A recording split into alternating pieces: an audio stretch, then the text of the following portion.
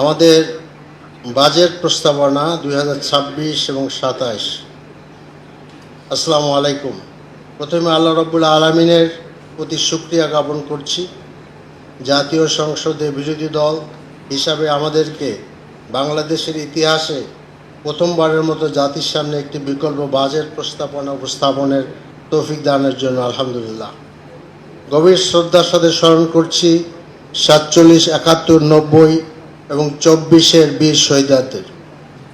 একই সাথে স্মরণ করছি বাংলাদেশ জামাত ইসলামের নেতৃবৃন্দ, ফ্যাসিবাদী আন্দোলনে যারা শহীদ হয়েছেন, পিলখানা হত্যাকাণ্ডের শিকার আমাদের চৌকস সেই সেনানায়কদের, শাপলা গণহত্যার যারা শহীদ হয়েছেন, শহীদ আবরার ফাদ থেকে শুরু করে ওসমান হাদি এবং আপনার 24-এর সকল শহীদদেরকে আমরা গভীর শ্রদ্ধার সাথে স্মরণ করছি।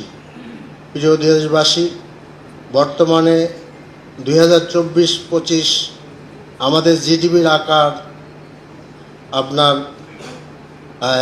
55,15,206 কোটি, যা $456 বিলিয়ন।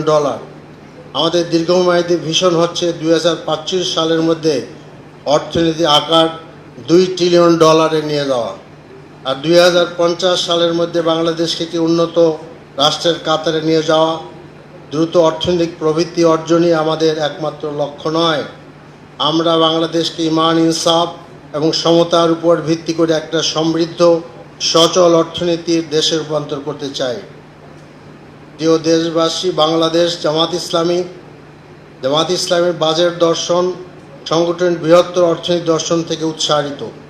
জামাত ইসলামী বাংলাদেশকে সাম্য, ন্যায় বিচার এবং মানবিক মর্যাদায় অভিষিক্ত একটি আধুনিক ইসলাম